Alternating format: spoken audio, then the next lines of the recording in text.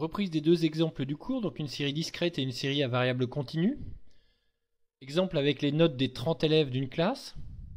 Quelle est la population étudiée, le caractère, le mode et l'étendue. Calculer la moyenne et l'écart type de cette série de données. Déterminer la médiane, les quartiles Q1 et Q3, ainsi que les déciles D1 et D9 et construire le diagramme en boîte. La population étudiée est l'ensemble des 30 élèves de la classe. Attention à ne pas confondre population et caractère. Ici, l'ensemble étudié, c'est l'ensemble des 30 élèves. Par contre, la caractéristique étudiée, la variable, c'est la note obtenue par chaque élève. Effectif total, donc somme des effectifs, 30. Le mode 12, c'est la valeur du caractère pour laquelle l'effectif est le plus grand. Donc effectif le plus grand, 6 élèves qui ont eu la note de 12.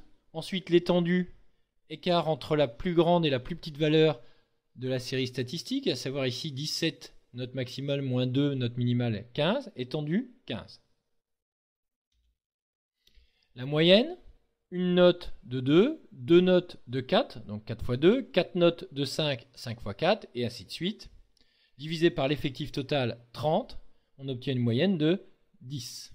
La variance puis l'écart type, la moyenne des carrés des notes obtenues moins la moyenne au carré, à savoir ici une note de 2 au carré, 2 notes de 4 au carré, 4 notes de 5 au carré, et ainsi de suite, divisé par l'effectif total 30, moins la moyenne au carré, ce qui donne 16,5 d'écart type de variance. Pour trouver l'écart type, il faut prendre donc la racine carrée de la variance, environ 4,1 en arrondissant au dixième. Avec la calculatrice, on peut saisir les notes dans la liste 1 et les effectifs dans la liste 2, puis ensuite paramétrer dans set les listes utilisées, puis calque 1 var pour afficher les résultats. Ce qui donne donc menu stat. Dans la liste 1, on saisit donc les notes obtenues. 2, 4, 5, 7, 9, 12, 14, 15 et 17. Dans la liste 2, les effectifs correspondants. 1, 2, 4, 3, 5, 6, 5, 3, 1. Ensuite, calque. Puis dans 7 pour paramétrer les listes utilisées. Alors ici, on va utiliser les deux premières lignes du paramétrage, statistique à une variable. La première ligne correspond à la liste utilisée pour les valeurs, ici les notes, la liste 1. La deuxième ligne correspond aux valeurs rentrées pour les effectifs. S'il n'y a pas d'effectifs, on met 1. S'il y a des effectifs, ce qui est notre cas, liste 2. Donc on F2 liste et le numéro de la liste utilisée, liste 2. On revient en arrière. Ensuite, F1 1 var. Les résultats s'affichent, notamment la moyenne x bar qui est égale à 10, l'effectif total n qui est égal à 30, la valeur minimale 2 et la note maximale 17. Pour déterminer la médiane, les quartiles et les déciles, on peut utiliser les effectifs cumulés croissants. Donc rajouter une ligne dans le tableau par exemple. Un élève a eu 2 ou moins, 3 élèves ont eu 4 ou moins, 3 plus 4, 7, 7 élèves ont eu une note inférieure ou égale à 5, 10 élèves une note inférieure ou égale à 7, 10 plus 5, 15, 15 élèves une note inférieure ou égale à 9, et ainsi de suite. Le dernier effectif cumulé croissant correspond à l'effectif total, 30. Donc l'effectif cumulé 15 signifie que 15 élèves ont une note inférieure ou égale à 9.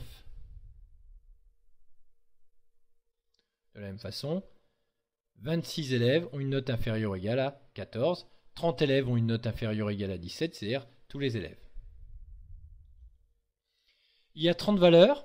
La médiane est la valeur du caractère comprise entre la 15e et la 16e valeur. On partage donc ces 30 valeurs en deux paquets de 15. La 15e valeur est la note de 9. La 16e, ce sera donc la note de 12, puisque 15 élèves ont une note inférieure ou égale à 9.